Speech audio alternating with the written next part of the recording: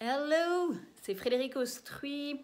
Je viens de faire un partage d'expérience qui vient de m'arriver, que je trouve assez génial, au sujet de l'effort joyeux. Alors je vais te raconter un petit peu ce qui s'est passé parce que ça risque de faire résonance avec toi. J'ai un parcours de vie assez tumultueux, où depuis que je suis petite, depuis que j'ai l'âge de 11 ans, en fait, même avant, mais à 11 ans j'ai perdu mon petit frère.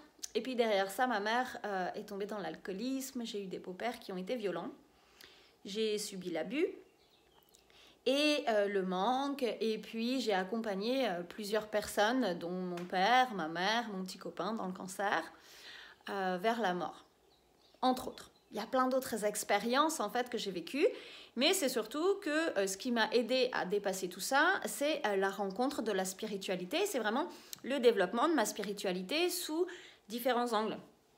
C'est-à-dire qu'au départ, c'était vraiment une relation chamanique quand j'étais enfant, avec les montagnes, avec le vent, où je parlais avec les oiseaux, j'avais des messages vraiment des montagnes, tout ça, c'est elle qui me réconfortait. Et puis ensuite, c'est mon frère qui m'a initiée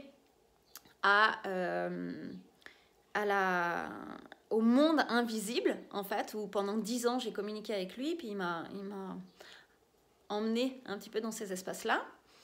Et à l'âge de 20 ans, j'ai rencontré le bouddhisme. Donc là, en fait, j'ai utilisé ma spiritualité en développant les capacités de mon esprit, de mon cerveau, et puis en explorant les différentes dimensions à travers plusieurs techniques auxquelles je me suis formée. Et assez rapidement, j'ai eu des connexions extrêmement fortes avec les extraterrestres. Donc, tout ça pour dire que ça soit, ça bouge, que ça soit dans ma vie personnelle, donc de transmutation personnelle, ou dans les voyages intergalactiques et les capacités extrasensorielles que j'ai développées et que j'utilise pour accompagner les personnes depuis 10 ans. Hein. Mon job, c'est d'accompagner les personnes à rentrer dans leur puissance en réintégrant leur 100%, donc en apprenant à réutiliser ces capacités extrasensorielles qu'on a tous en tant qu'humains. Donc voilà, pour la petite histoire. Et donc, les guides, depuis 6 ans, donc ça fait 10 ans que je suis installée en tant que praticienne. Alors au début, c'était thérapeute, puis coach, puis mentor, puis alchimiste, enfin bon, tu vois. Et ça fait 6 ans, t'imagines, 6 ans que les guides me disent que je dois écrire un livre. Sauf que, depuis petite, on me dit que je suis un cancre, parce que j'étais pas très bonne à l'école, je n'étais pas très concentrée avec toutes ces histoires. J'ai quand même fini en partant d'une filière technique, on appelle un BEP en France, avec un double diplôme que j'ai mené en parallèle d'études supérieures, donc niveau bac plus 5, 2. Donc je ne suis pas si cancre que ça. Mais il y a ça qui est ancré en fait à l'intérieur de moi. Il y a vraiment ce truc avec l'écriture. Et à tel point qu'au début où je me suis installée, j'avais vraiment de grandes difficultés à même rédiger un courrier. Tu vois, il fallait toujours que je le fasse relire, parce que j'avais toujours peur d'avoir 1000 fautes. Puis ça m'arrive encore, si tu lis mes posts et tout, tu vas voir que de temps en temps, je fais quand même des fautes. Bref, j'ai dépassé ces peurs. Donc, ça fait 6 ans que j'ai dit oui, je vais écrire. Puis il y a 3 ans, je me suis dit, bon allez, là je vais écrire. Donc j'ai pris mon courage à deux mains, j'ai fait des workshops, des trucs comme ça, j'ai commencé à poser des choses. J'ai 1 ou 2 articles qui sont parus dans des magazines suisses. Et voilà, je me suis arrêtée là. Puis j'ai mis ça de côté. Et je me suis... je te jure, j'hallucine. Et puis, j'étais là, oui, je sais. Et en fait, les guides me disaient, c'est hyper important de transmettre, de rédiger ce livre. Et puis, j'étais là, oui, mais bon, ma vie, ok, elle est intéressante dans la transmutation, mais tu sais, quand tu te sous-estimes, tu connais cet ego au moins, là, tu sais, où tu te mets pas à ta juste place. Donc, j'avais toujours l'impression que les autres avaient soit dit ce que j'avais à dire, soit... que c'était pas intéressant, soit que, voilà, tu sais, tu te trouves des excuses. Parce qu'il faut quand même savoir que quand j'ai commencé à écrire... il y a plus d'une fois où j'ai pleuré quand même, parce que repartir vraiment là-dedans, même si je l'ai déjà fait, là tu vas encore plus profondément parce qu'il faut donner des détails. Ok, donc, J'ai écrit plusieurs chapitres, j'ai écrit mon plan, nanana, ma préface, tout ça. Pas ma préface, le dos de deck, enfin, ça c'est pour les cartes, mais tu vois, le derrière de couverture. Et puis j'ai arrêté. J'ai arrêté parce que j'ai été prise dans un divorce et où il a fallu que je déménage avec ma fille, il a fallu que, voilà, que je trouve pas mal de choses. Et puis j'avais pas mal de travail avec mon activité et donc du coup je me suis... j'arrive pas à utiliser ce truc. Je me suis mis à procrastiner avec ça. Et à me dire oui, je vais le faire. Et sans arrêt là-haut, il faut que tu écrives ton livre. Il faut que tu écrives ton livre. Je veux dire, ils sont quand même patients, hein, parce que ça fait quand même un moment. Ok, là, c'est bon, c'est décidé. Je me remets à écrire mon livre. Donc là, ça fait une quinzaine de jours que j'ai commencé à écrire. Et j'ai quand même tout un tas de chapitres qui sont déjà rédigés. Et donc, je travaille avec ma collaboratrice et je lui ai donné... Et je lui ai donné les dossiers, les anciens dossiers, en me disant, bon, de toute manière, il va falloir que je les revoie parce que j'ai plus du tout la même manière de rédiger, donc il va falloir que je reprenne un peu ces chapitres, mais bon, ça donne une base. Et puis là, elle m'envoie un message en me disant, ah, mais je sais pas pourquoi j'arrive pas à ouvrir les dossiers. Ok, pas de problème, je vais te les mettre en PDF. Eh bien, je ne peux plus non plus ouvrir les dossiers. Sachant que j'avais une dizaine de chapitres. Et qu'en fait, le livre que je suis en train d'écrire, c'est des scénettes, en fait, des petites histoires de vie.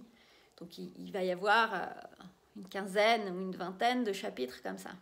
Donc, en gros, j'avais rédigé la moitié du livre.